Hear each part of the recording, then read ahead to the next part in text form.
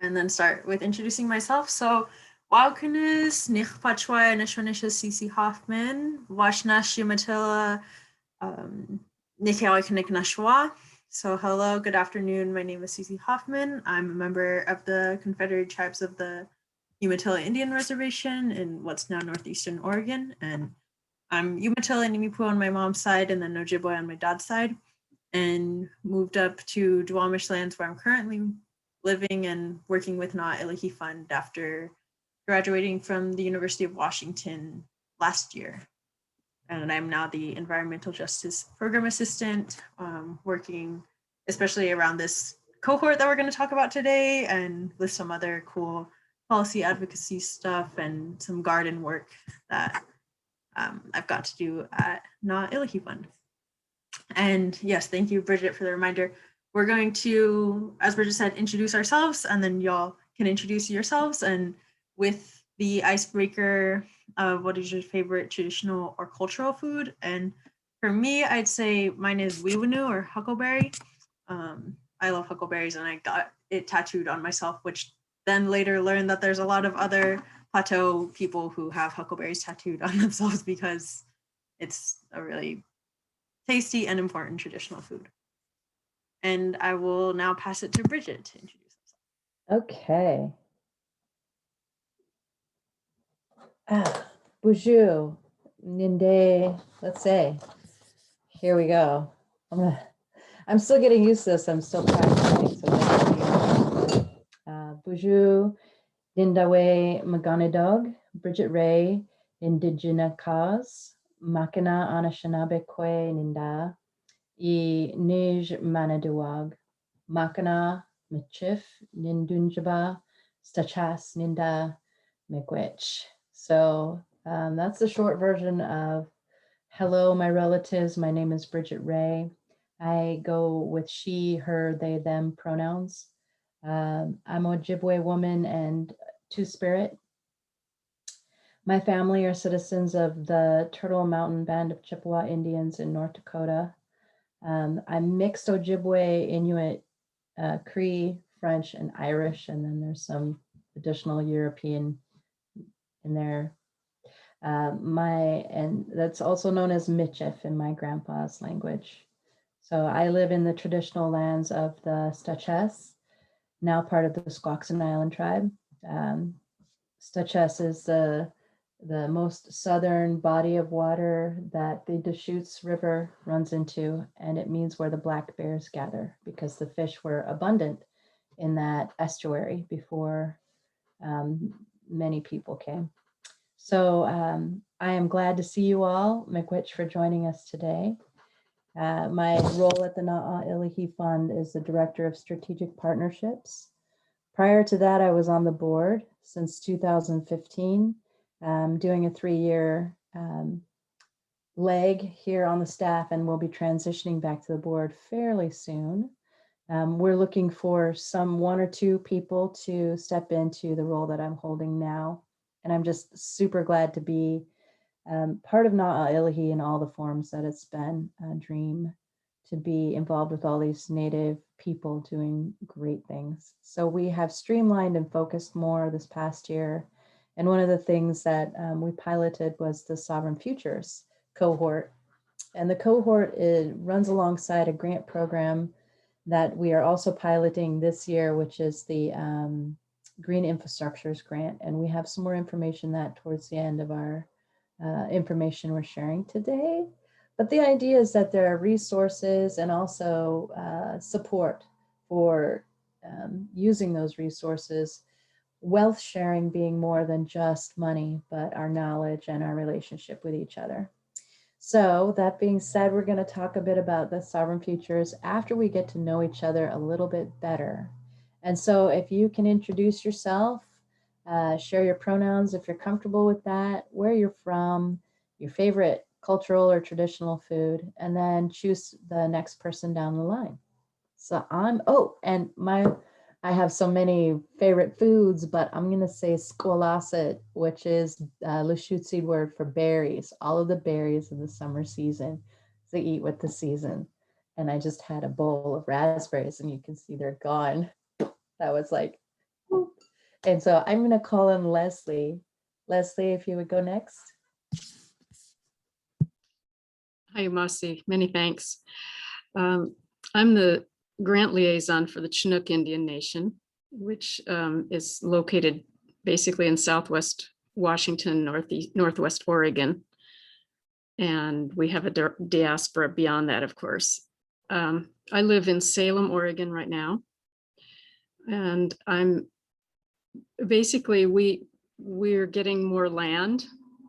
The Chinook tribe is getting more land in numerous ways. And so now we are focusing on such things as environmental justice activities, not merely supporting the concept, but actually doing things. And so I'm attending this meeting and perhaps being a part of the cohort just to learn more, help develop some things, some ideas, and also bring information back to our tribal council. And I really appreciate the opportunity to do this.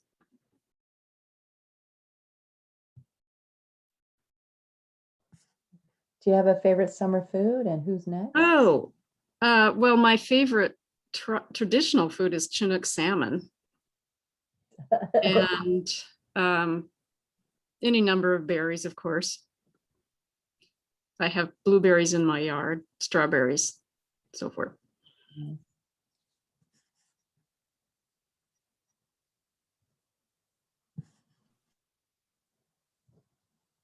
you want to call on someone, Leslie? Can you see? Oh, sorry. I see Julian Matthews.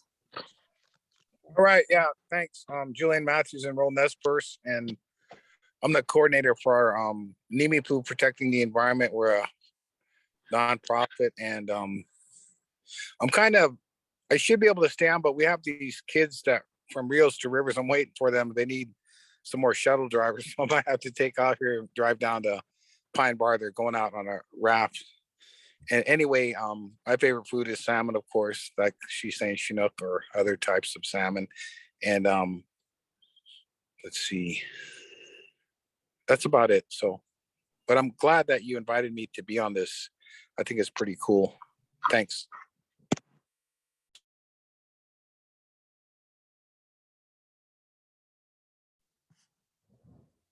Julian, is there someone you want to call?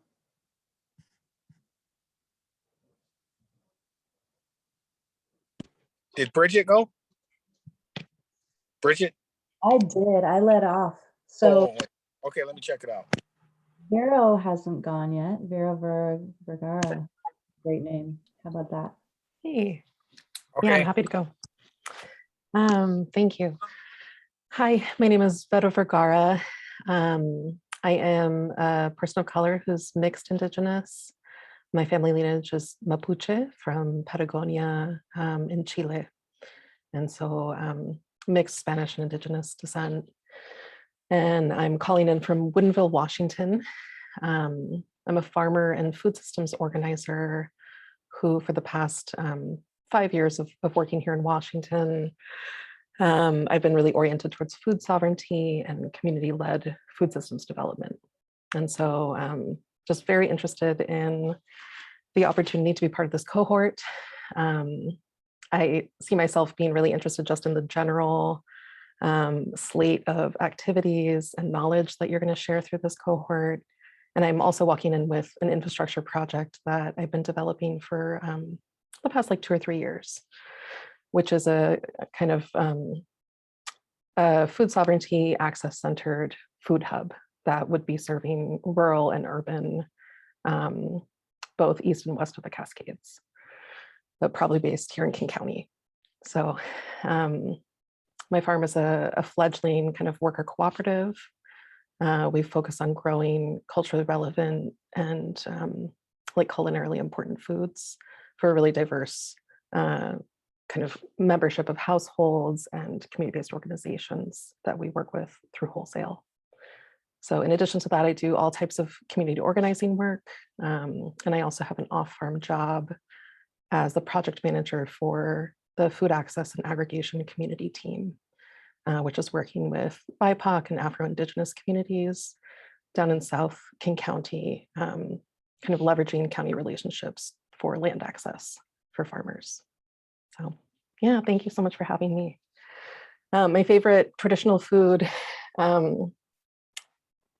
would have to say like anything in the goosefoot family. So little quelites, wild greens, lamb's quarter, amaranth, and quinoa are my traditional foods. And that's a lot of what we grow on the farm too. So I've been like eating well with all of my traditional greens. And I'll pass it to Gunseek.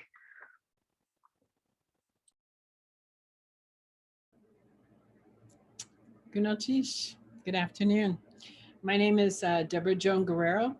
I am Tlingit and Filipino on my father Roy Bell Guerrero's side, Snohomish, Cowlitz, Snoqualmie, Nez Perce, French Canadian, Irish and German on my beautiful mother Barbara Woodworth's side. I'm from the Eagle Brown Bear clan, Juneau, Alaska. My Tlingit name is Gunseek, which means last of the royal princesses. It was my grandmother Lillian Bells from Juneau. My grandmother was Lillian Bell from Juneau. On my paternal side, my grandfather was Juan Guerrero from Cebu, Philippines. On my mother's side, my grandmother was Celia Woodworth from Shelton, Washington. My grandfather was Thomas Cahaley from Hawaii. I currently live in Enumclaw, where I've been for a few years. And I have been doing Indian child welfare for 21 years. I graduated from the University of Washington with my MSW under Dr. Karina Walters and some really amazing women there at Indigenous Wellness Research Institute. And I saw this, I've been doing women's empowerment circles since 1994. That was my very first one, and it changed my life. And I just have always been doing work in women's circles. I'm very comfortable in women's circles.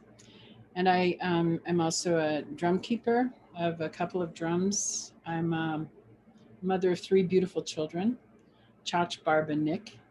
And I'm a grandmother of 2 beautiful little granddaughters, Lillian and Priscilla. And I've traveled around drumming and singing and praying with the International Council of 13 Indigenous Grandmothers. And I do work with Native women veterans who have PTSD. I'm very interested in working with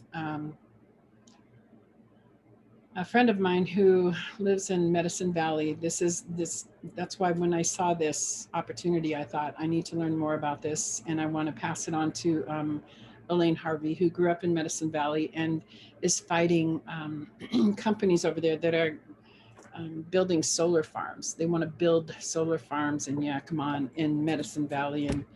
And so I just wanted to find out more about this program, and I wanted to share it with her. So I'm really grateful and eternally grateful to each and every one of you for the work you do and who you are. And I'm just grateful to be here. I grew up on Filipino food, so my favorite dish is dinuguan, which some of you might make faces at because it's blood, and it turns this chocolate meat. Well, we used to bring kids home and say, hey, try this chocolate meat, because the blood turned the meat brown or black. And we used to tell them after they ate it, but they loved it. So that's my favorite dish is dinuguan. But, salmon, of course, and everything we grew up on too. So, Kunochish, thank you. And I'd like to call on, let me see, Cynthia? Thank you. Hello, thank you for having me today. I am Cynthia Barthuli, and I am the Special Programs Director. I'm on day 15 for Brookings Harbor School District. And so I recently accepted the position to come to Brookings Harbor, which is at the southern tip of the Oregon coast, just before the California border. I was born and raised in Coos and Curry counties. Brookings is Curry County. And then I moved to the Salem area and was there for about 30 years. And I raised our 2 children. Can you hear me? Yes, okay. I saw a hand go up, so I wanted to make sure. And I'm still kind of like on a portable like desk, and so we're still moving and kind of having me come into the office. And so, but I raised both my now adult children who are in the Salem area. And then I returned to Coos County and worked for 3 years at one of the education service districts in Coos Bay, and came home. And then I just recently accepted the position to come here. My main work that I do is special education. I'm a special educator, and but I also have a array of different programs that I support: foster care, McKinney-Vento, which is homeless and houseless for students. I do a lot of mental health work in terms of the mental health supports, and I built that for our 10 regional school districts before I left my previous position. And then I support instructional practice and our English language learners, our Indian education programs, and other programs as well. My superintendent passed this email on to me and asked me if I would sit in today because he is out. David Marshall is our superintendent, and he asked that I would sit in and learn more. We are extremely grateful for being a part of this cohort, and I am grateful to learn from all of you today and learn about the program. So thank you. Favorite foods, I think probably my favorite food, I love salmon, and my husband's from Alaska, and my father-in-law used to get a lot of salmon and catch it up on the rivers. And so my husband is not fond of salmon, so when I get to have it, I'm so happy. And then one of my most favorite foods is wild blueberries from the Langlois area. And if you've not been down to Langlois, it is a wonderful, wonderful place to visit. So thank you for having me today. And I can certainly pass it to Christina. Sorry about that. I have a hard time finding my cursor all the time lately. It's like it wants to hide from me forever.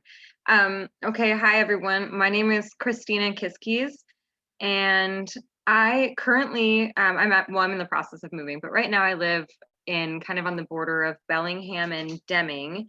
I'm on the Nooksack territory, which I'm so grateful for being able to live on this land for, the short time that I have. And I always loved, and I like to share also like the meaning of the Nooksack name with the always bracken fern. I always thought that was really beautiful, and I've always loved ferns. And so I thought I really loved when I learned about that. And I've spent a lot of time over here with the river and bonding with it, which has been really amazing. And so I'm very grateful for that opportunity. Currently, well, I just recently graduated from Western. I spent a large portion, too much of my time in the military, and then got out and then went back to college and finished up an environmental education degree, where during that time I was introduced with a nonprofit here in Bellingham, White Swan Environmental, who I began volunteering with over a year ago, about a year and a half ago now. And then once graduated, was offered a position where I am basically, I'm kind of helping formulate a program kind of revolving around cultural safety, because I was also working with curriculum building around 13 Moon curriculum. And then we kind of realized that there was this huge piece of cultural safety missing for, implementing these various curriculums into like the public school systems and just, various educational institutions that predominantly use that Western dominated framework, or base everything off of that. So that's kind of and it's a hugely passionate area for me, because cultural safety, which was a term that was introduced to me by the executive director of White Swan Environmental, is a piece that I realized is going to be important for me for moving also with my growth, because of the cultural safety and the missing pieces to many pieces. I'm very much mixed, and like there was the indigenous background and a couple other pieces that because of lack of complete cultural safety and all that, I have not ever been able to connect with, and really trying to find that background right now, but always getting kind of shut down by it by some of the other family members who, you know, are not from that background. And it's been very interesting. And so the cultural safety path that I'm on right now in this program is, I'm very grateful that I found this path, and it should be very exciting and interesting. And I'm also very grateful to be at this meeting today, because the cultural safety program, the whole goal too is there's interns, we interns that work with the White Swan Environmental, and they're kind of the ones that, you know, are going to be like, I'll be developing and then, you know, training, and they're kind of going to be the ones going around and kind of passing this cultural safety knowledge and trying to get it implemented. And so, and they're also the ones that we were kind of looking at that we thought would be really good for this cohort. So it's very, it feels very good to be here, and I'm very excited to learn about it. I have no favorites. I've always had trouble with deciding favorites, but it was sticking with the season, the summer. I get very excited about cherries. It doesn't last very long, but I do initially get very excited about cherries. And then after about a day of picking, I'm like, I'm good on the cherries. So yeah, berries too. I love all the berries. But thank you. Oh, and I will, let's see here. I mean, did everyone get picked here for? I think so. I think that was everybody. Okay, awesome. Thanks everyone for sharing a little bit of yourselves today. We'll definitely do some follow-up, and we can always keep in touch via email for any follow-up questions, or if you forgot something, don't worry about it. And also, if you have to drop off, it looks like Julian might have had to, you know, we are recording, and we'll send a copy of the recording after we're done here.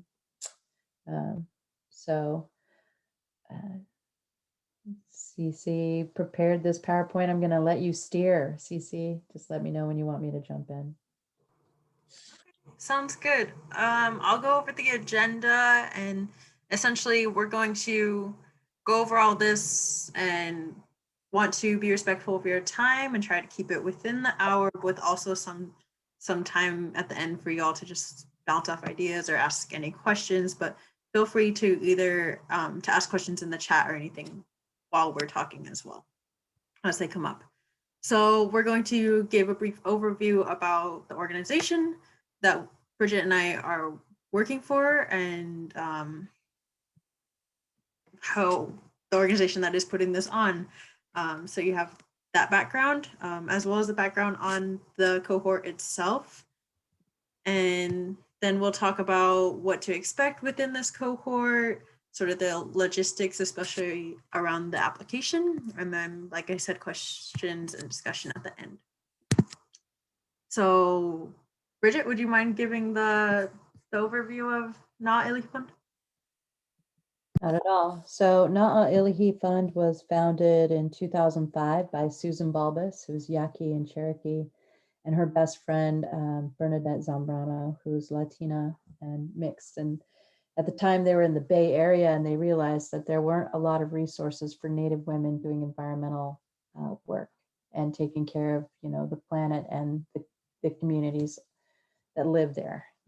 You know, a lot of our natural tendencies and our original instructions, right? So Susan and Bernadette went about setting up a nonprofit that was capacity building and eventually making grants to support Native women's work in the environment and taking care of Mother Earth.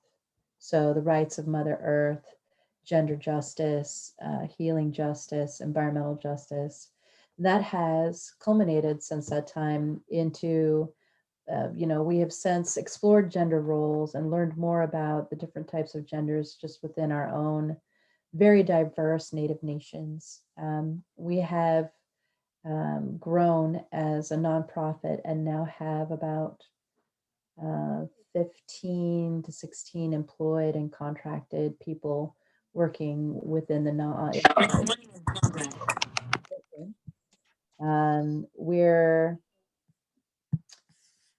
Let me get back to the slide here. So, and I think you can read the slide. For some reason, my computer screen there it is. See, technology, it's great when it works. It sucks when it doesn't. So the slide simply says that we're focused on Indigenous ecology, food sovereignty, and wise action.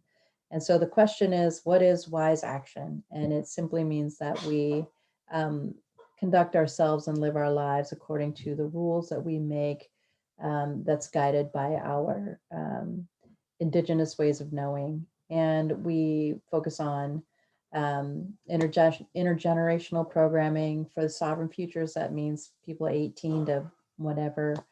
And this is the capacity building part of our programming. We also have grant making and community-based projects that have a start and stop date. We have a couple other cohorts that we run that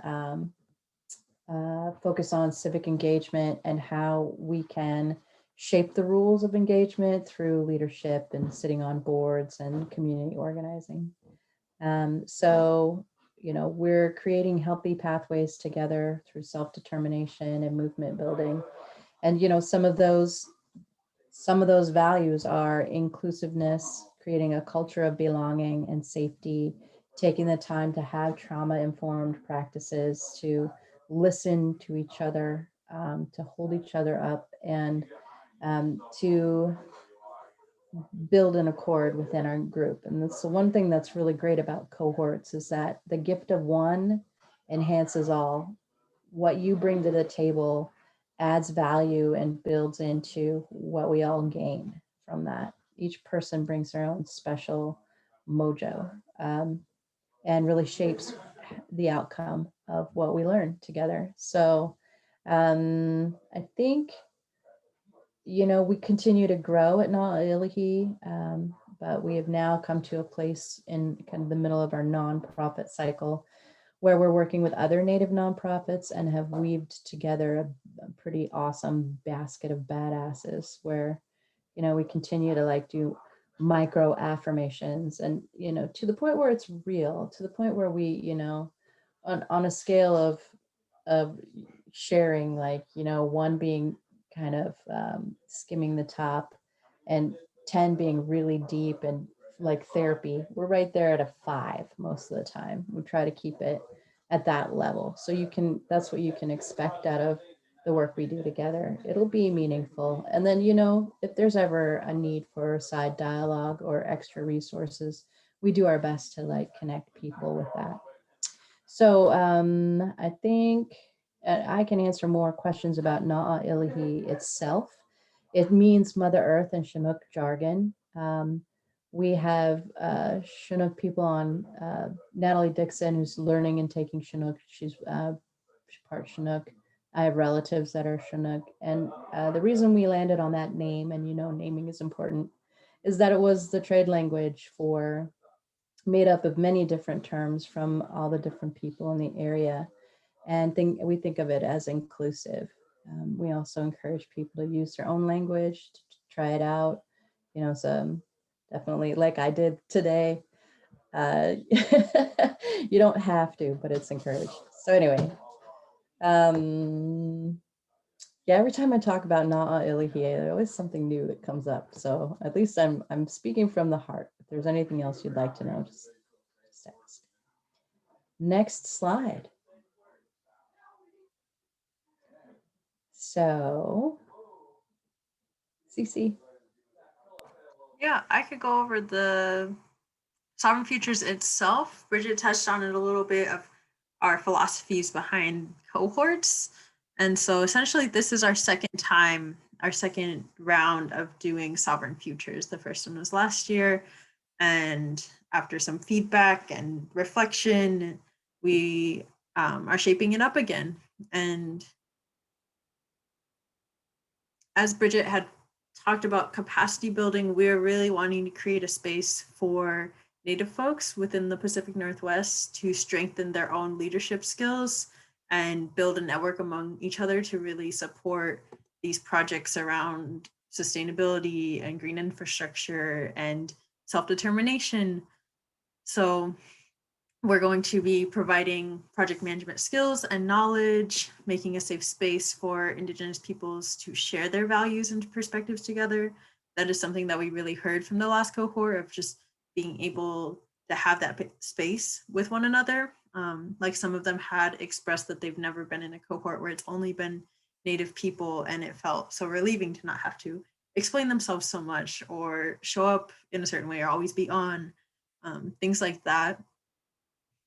And we're wanting to provide learning opportunities for topics around environmental justice and green infrastructures, but in very culturally relevant ways, from all Indigenous facilitators. And the end goal is to have those relationships and to have that support and to really grow individually and for your community, and for every cohort member to essentially develop a project that will strengthen their community's self-determination and sustainability into the future. And I'll talk a little bit about the first cohort that we had last year so you can have more background too on it. So we had 11 members across Turtle Island, in Washington, Canada, British Columbia, Wyoming, Arizona, Oregon, New York, Saskatchewan, all in different tribes, and the youngest age being 18, all the way up to elders in their 50s or 60s. We met once a month for 6 weeks via Zoom with one-on-one monthly check-ins with each of the cohort members. And like I said, had topics that were facilitated by all Indigenous people, from project management, leadership, budgeting, a lot of different topics that were made and shaped by the cohort's needs. And the projects themselves that they then developed were all varied, and some of them came in with a project that they thought they wanted to focus on, and then it ended up being shaped differently, or some of them were like, I don't know, I'm kind of interested in these things, and ended up developing really cool projects. So there were a lot around community gardens. There were some around the reclamation of traditional foodways, water protection, solar panels, switching from oil and gas to solar panels for energy, sustainable housing, and food guides. And at the bottom here are just 3 quotes from our cohort members and how it had impacted them, and how the space was felt very safe for them to really dream up what they had been wanting to do for a while, especially. And yeah, Karina Walters spoke on participatory, community-based participatory research, and that was really, really powerful. So we had her and some other facilitators to talk about really great subjects. So for this cohort, it'll be very similar. Like I said, we got feedback and upon reflection, and are now shaping it just within the Pacific Northwest. So it'll be within Washington, Oregon, Idaho, Montana, Alaska, and British Columbia. And similarly meeting 2 hours a week, which will be determined by the cohort members, their availability to meet 2 hours, like which day, which times those will be. And we extended a little bit to be 7 months. So starting at the beginning of September through the end of April of 2022. We'll continue to meet online via Zoom. So we'll be able to continue being connected with one another across the Pacific Northwest and strengthen those relationships and network. And so it's important to have stable internet throughout those 7 months. And we really would like people to prioritize coming as much as they can to each session, and really commit themselves to that. We understand that things happen in life and sometimes you're not able to show up. And of course there's grace with it, but really want to make it the space where it feels like there's that continued energy being given to the group. And We have very good attendance. yeah, go ahead. Yeah, we had really good attendance for this last one, you know, and it was the first time through, and sometimes there's that magic that happens. But, you know, we also learned some things on the outro. We took the time to say, how did it work? What worked for you? For the most part, many of the things worked. But there is a good process of check-in with the cohort. You know, we're not just gonna hand something and barrel through it. There's a, you know, we will take positional analysis every once in a while, take the pulse of how it's going and adjust.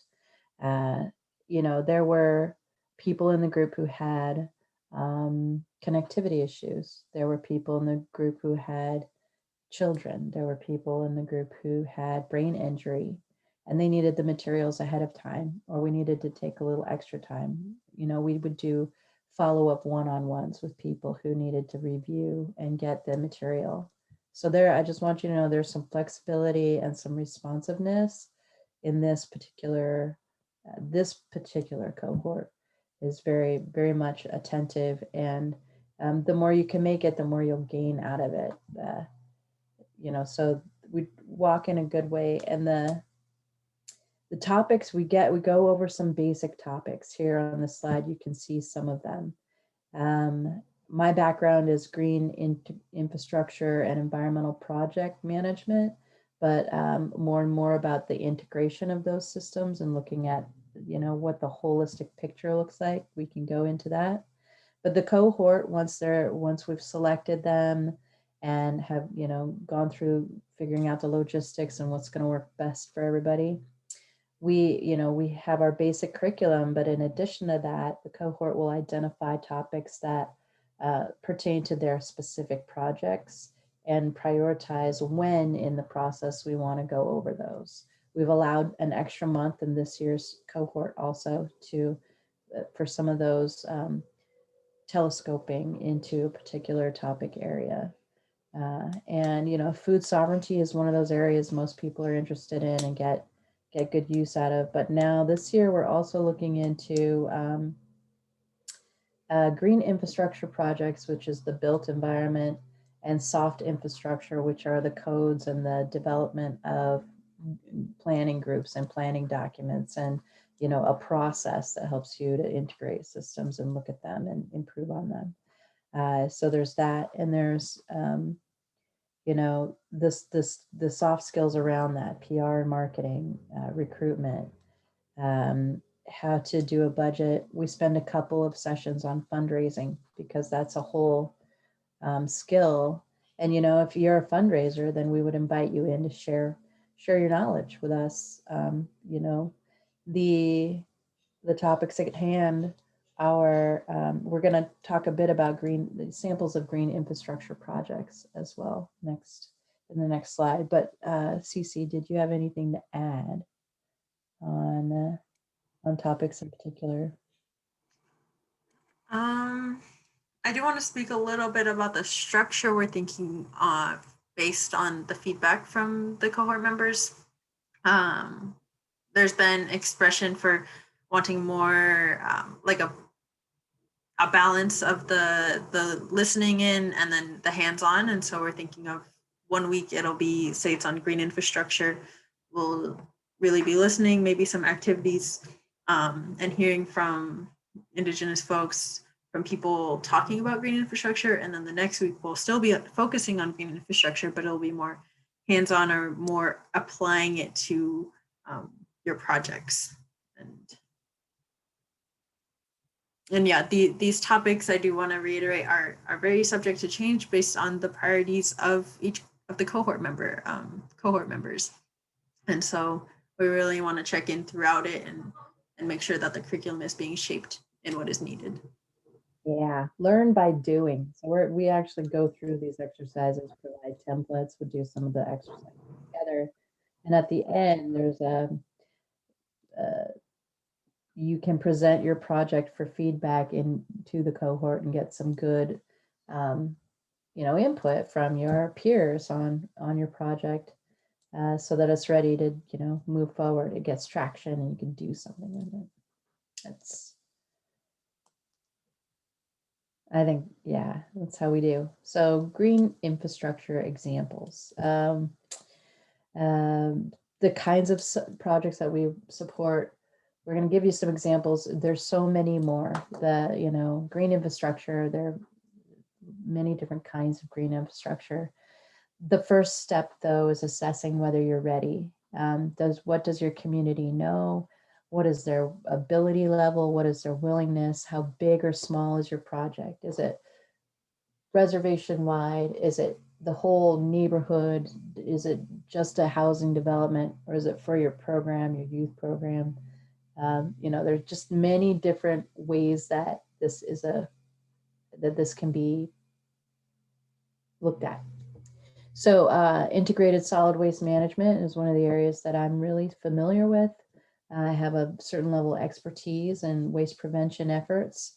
How to reduce, how to recycle, setting up composting systems, which is really great if you're a small scale farmer. If you've got a food system you're interested in implementing. And we've worked with quite a few food sovereignty projects in the last couple of years where we've done some of those hands-on projects that are pretty successful. The green team, the tribal canoe, the green team effort up at Bella Bella, they're on a rock. There is no dirt up there. And so they had written a grant and got a composting facility, but they had all the equipment, but they hadn't launched it. It's a small community of about 1,500 people. And so all of the canoe families were camped out in a yard, and each household got a couple of compost buckets, and the canoe families were given instructions on how to use the bucket. And every morning, the compost guy, there was just the one guy who cared about it, and Green Team's job was to super staff the program and help launch it. So it was the best of the best. We managed to divert 90% of waste from the landfill, which means they didn't have to barge it out and pay $25,000 in garbage dump fees. We saved that money. We created a bunch of dirt, which turned into a community garden. The food that was produced with that garden fed the elders and the youth programs, and the healthy rates went up, and the heart disease and diabetes went down. So there was a direct correlation between the dirt we created with the compost and people's health over the long run. So, that is one of my favorite examples of how there's the ripple effect and the long lasting effects of just something as simple as sorting your garbage. Instead of throwing all your food waste away, you put it in a different bucket. This guy over here will do something with it. So, I can sit and talk about that particular example for days.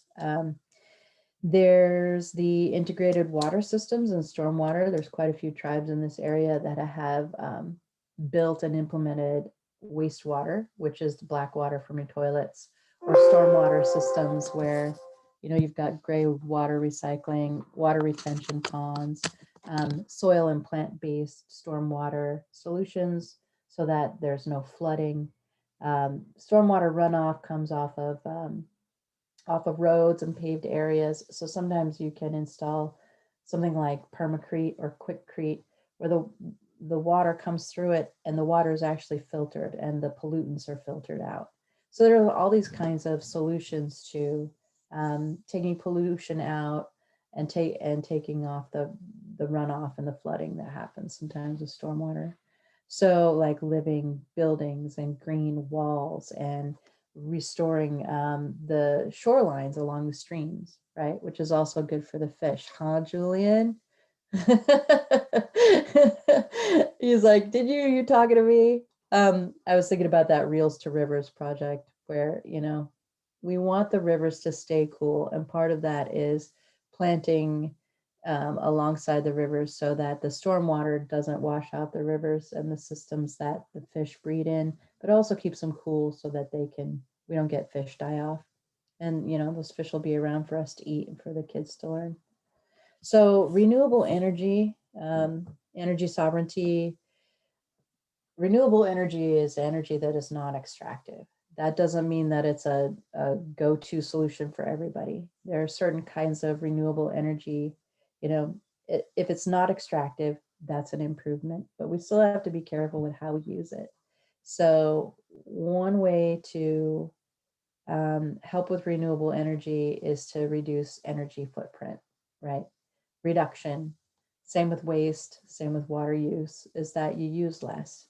And that's respectful of the place that you occupy. That is self-sovereignty. We can teach people more about that. That's part of like an education program. The different kinds of renewable energy are wave action, geothermal, which is the heat that comes out of the earth, wind, there's small and big types of wind generation solutions. The wind power basically is stored in a battery and you use that to feed your grid. You can have a smart grid that draws power from geothermal or wind or solar, depending on where the need and the draw is from your community. There are lots of solutions. However, you will find people who are against those kind of solutions or where the solution isn't a great fit. For example, in Yakima, if you have farmlands and people want to put solar there, you have an if then, or if, what is that? Either or situation. Those kind of decisions are hard to make, and you have to do some sort of analysis or assessment of, what the benefits will be. So, we will go over assessments and analysis. Environmental impact statements might be appropriate for this group. And then food, food systems are also another way of green infrastructure. We will be probably focusing on compost and efficiency of farms rather than, or maybe efficiency of distribution systems. Another way that we can reduce and talk about green infrastructure is where your building materials come from in your built environment. Are they local? There are 5 petals to what's called a living building, and that's, the water system, where the materials come from. There's a number of where the light and heat systems are from. So good example, and the first example of a living building in the United States, at least, was the Bullitt Building, which is just a couple blocks down from the Illahee Fund offices. So the Bullitt Building, I got to go. They've got foaming toilets. I mean, what? So that's interesting. That really gets me going. I can keep talking about integrated infrastructure. There's, we're trying to stay within what we know. There's definitely more than what I know. And so, this is definitely going to grow as we grow and as our pool of expert grows. So that's all I have to say about green infrastructure for now, but there's hopefully time, a few minutes left for questions. The application timeline, let's talk about that. I will find the link and drop it in the chat while you talk about this, Cece. Okay, so real quickly, the applications are due at the end of this month on July 31st. We'll review it between August 9th and 20th, and folks will hear back the latest of August 31st. And then the next week, it is a pretty quick turnaround of how we're planning, and we'll let you know if there are any other changes or updates to it. But right now we're looking at our first session being within the week of September 6th through 10th. And the logistics of the application, essentially it is online at our website at notillahee.org. It's through a Google form that'll take about 15 to 20 minutes. And all we mostly want to know is who you are, who your community is, what project ideas you have in mind, how the cohort would be beneficial to you, and if you can commit to the whole 7 months. And then if so, when works best for you to meet up. And I did want us to speak briefly on the green infrastructure grant that Bridget had talked about earlier, which is separate from this, but it is still a grant opportunity that Not Illahee Fund is offering to folks within the Pacific Northwest. So if you have a solid idea of your project and have it all laid out with a budget, you can apply to the grant, which is also a pretty simple process, because we tend to make them simple and more accessible. You can apply to the grant, and you can also participate in the cohort at the same time. They're not the same thing, but they're also don't have to be exclusive. They're complementary. There we go. There's good, you know, homogenation going between the two efforts. So, you know, sometimes you have a project that you really need a little extra support in and bringing it to fruition and helping implement it. Sometimes there are many more steps than what you imagined in bringing your project up. So, you know, the community engagement part can be quite complex. And sometimes you need the support of other people doing similar things to like figure it out, what we call coyote thinking. And so the grant is due at the end of July 31st. It can be a 1 to 2 year grant depending on the size of your project. It's a maximum amount of 50,000 awarded over 2 years for larger projects. We're looking to fund, you know, between 5 to 10 projects, depending. So the Green Infrastructure Grant is also new. And the grant officer is Joni Cryans. And if you would like some more information, please check it out on our website. We also have announcements for the grant on our Facebook that if you like it, you could probably, if you like us on Facebook, we do a lot of our updates there. Yeah, it's July 30th. So I have dropped the link to the Google form for the application to the cohort. Let's just take, you know, a good 5 minutes to ask any questions. 5 to 10, we'll hang out for as long as people want to. But I realize that, you know, we are at 5 o'clock and some of you may have to go. You can also drop your question in the chat box if you're feeling shy.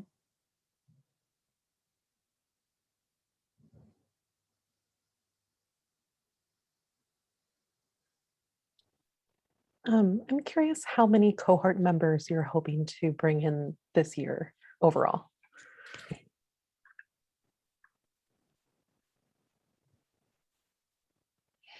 Go ahead, Cece. I'm not sure. I don't think that we have discussed it yet. I think 11 was a good number last time. I'd say maybe up to 15. We'll have to double check on things though. Also, I forgot to mention that there's forgot to put it in the PowerPoint too, but the stipend, which will be for $2,000 because we want to pay for your time of giving, time and energy each week. That's awesome. And Yeah, thank you. welcome. Hey, this is Julian here. Yeah.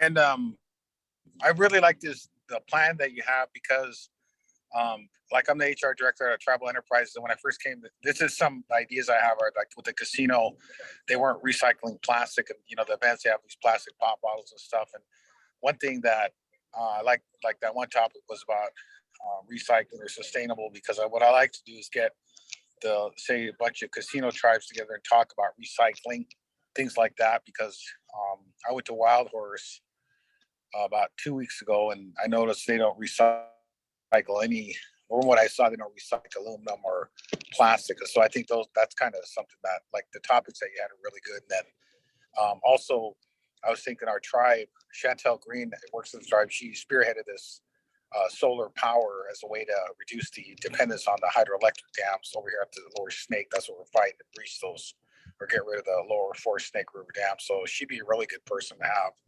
like to kind of talk about what she's doing. She's doing a really good job. We have a bunch of solar panels on a lot of our tribal offices and are trying to go to the casino. So I just wanted to say that. So I think this is a really Thanks, Julian. You are speaking, my superpower is sorting garbage. And I am a diehard enthusiast and I actually have a green cape with a recycling symbol on the back. So I'm with you. I think we're long overdue for a sample casino recycling plan. I have worked with other casinos, see the cost benefit analysis and the marketing strategy. You know, if you were to create something like that for Casino Enterprise as a template or a toolkit, that's right down our alley. So, Yeah, yeah, that's cool. Yeah, that's something I get really sensitive. Like when I went to Wild Horse, I was looking in the people cleaning the rooms. I thought, wow, they're putting all the aluminum and plastic into the garbage, and I don't know if they had a big, it's you an know, it's an HR I issue. don't know what the name of that was. Like sorter or something. Then they probably don't. But I think that's something like, especially being the tribal entities. We're supposed to be like the protectors of Mother Earth and all that. So I think we should kind of exemplify that type of thing. So yeah, I definitely like to work with you on that kind of stuff. So thanks. Yeah, like which, for real. I get fired up about that and compost, and it's doable, low overhead. It's really just a matter of what people think. And as an HR person, you know that the casino has to say, this is how we do it, and then train people and say, this is why. And then here's the benefit, and here's the prize incentive you get for being a good employee. Like you're going to win this basket, or you're going to get Yeah. Or yeah, and it was a little bit of a learning curve started, but the custodians and stuff, they really liked it. I don't know if they liked it, but they got the hang of it, and we talked to them about it, because they know I'm kind of a like environmentalist type guy, so they weren't surprised, I'm sure, that I was. I've been working on it since 2005. So you run into all sorts, but yeah, it's worked out. Bought a bunch of bins, recycling bins. Yeah. You gotta make it easy. You're cutting out, I'm sorry to say. Well, Julian, we'll have to sidebar. Can anybody else hear Julian? Yeah, I think we'll have to sidebar the conversation, and if anyone else has any other questions too. I had a quick question. I know you said it's not limited to like the infrastructure, but I guess I had a couple questions on, like, I know like the interns at the organization that I'm working at have been spending a lot of time, like they'll be doing like the kind of taking on like the cultural safety piece, and I noticed that like there was that kind of topic on like environmental justice and kind of looking at the context of kind of like the indigenous histories and stuff like that.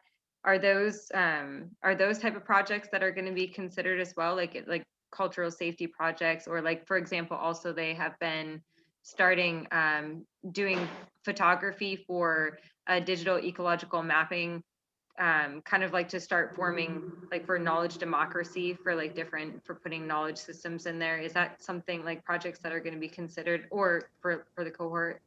Yeah, cultural safety is basic too. So we do have one of the projects we work on called Indigenous Seattle, and we talk a bit about intellectual and cultural property rights as they relate to the land and rematriation of the land. Yes, so that piece has to be part of it, though, and the rights of nature, not just the humans that make it, but Mother Earth as a stakeholder herself. Yeah, absolutely. Yes. Okay, awesome. Hey. Thank you. Thank you. Would one of the projects, I mean, I've been following and being actively involved in the gatherings for the Every Child Matters, for the remains being uncovered. Could one of the projects be around that and calling these children home? And I mean, as far as when you listed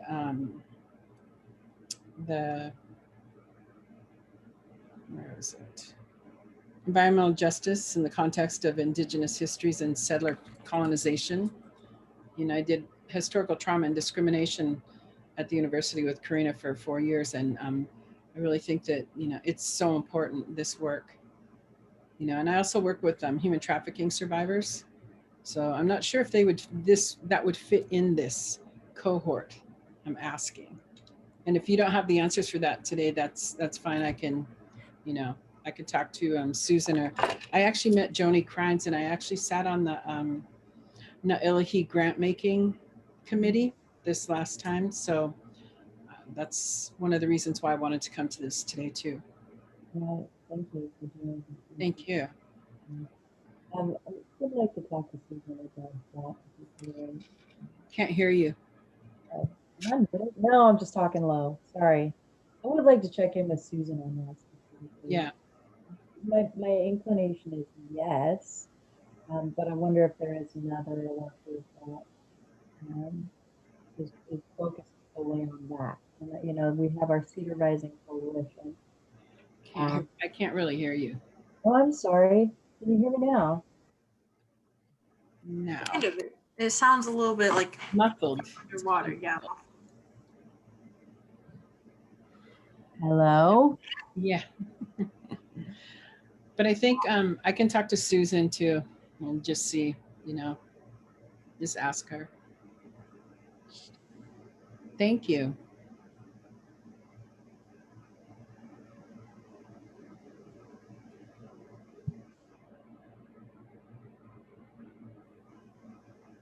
I think I'm gonna go.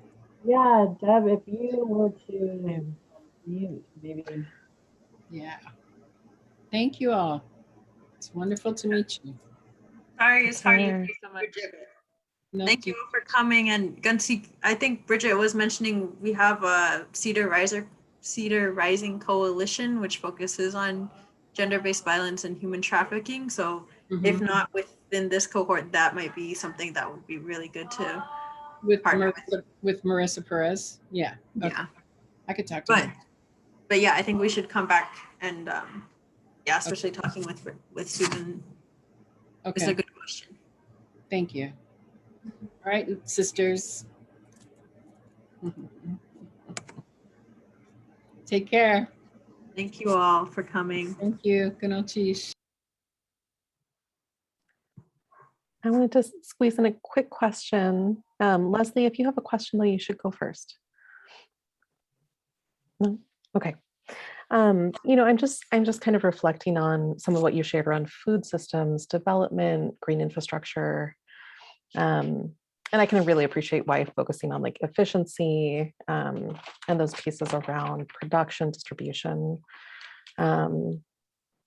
compost waste management seem like most relevant to this cohort. I'm curious, I think thinking through that lens, my food hub project is like big. There's a lot of different components to it. And the thing that really attracted me to the cohort, even more so with the potential of focusing on distribution efficiency, is that at the heart of the food hub, I think to develop the type of networked cold storage system that is necessary to serve, in my opinion, to serve small scale farmers, urban farmers, and also create increased flow between rural communities, rural farmers, and food coming from the city that's being produced out into rural areas. I'm thinking a lot about the community mapping and power mapping and how that could really be important for, just developing out that specific infrastructure piece. How do we develop a network of green, accessibly designed cold storage that's replicable? And I'm wondering, do you think that angle is appropriate for the cohort? Do you feel like I could project, You'll be able to explore those kind of things with the cohort. Can you hear me? I can. Good. Yes. Awesome. One of our cohort members last year had a farm map guide that they were making, which is just a resource of where are people, people to the people, with the people, other people. So there were sections of the guide, and making it available on a website, and then also printed products. That's pretty specific, but it took some sessions to get to that specificity, Right. you know, and so there were a few one-on-ones, and that's part of what you're figuring out. It's like you have an idea, you need to have an idea so that we can hone it and make it. Mhm. Part of the capacity is that hands-on learning through doing.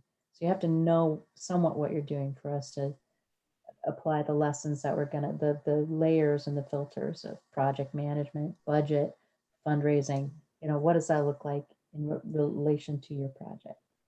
Okay. And, you know, like if you're making a toolkit for other farmers as an example, or if you want to make a map of where people are as a you know, power map, like, think about that, but we'll also help you think about that. And, you know, there might be a group of people also thinking about that we can plug you into. You might not even have a cohort member, but it's very cool to be a cohort member because we have fun. Right? Yeah. Really cool people doing awesome things. So your idea might completely shift. You might have an epiphany at some point. That's okay. Okay. Cool. So it sounds like for the application, I can kind of compile a big bulleted list that is like, here's my direction. Being part of the cohort helps me hone in on where exactly I'm going this year. Yeah. Okay. Cool. Yeah, Thank you. I want to add that it seems like what you're talking about does have so much to do with infrastructure. So I just want to reiterate, I think you should apply. There's Okay. a lot there for it. Thank you so much. Giving you the please apply eyes. I am planning to apply in my eyes back at you. Yeah. Leslie, I had some questions for you too, actually. If you don't. Sure. Yeah, that's I'm gonna jump off while you two catch up, but thank you so Okay. much. Mhm. Take care. Leslie, when you're Chinook, working with the Chinook tribe, you're the grant writer, is that what you said? Grant liaison, because it's more than writing, it's dealing with the entities too.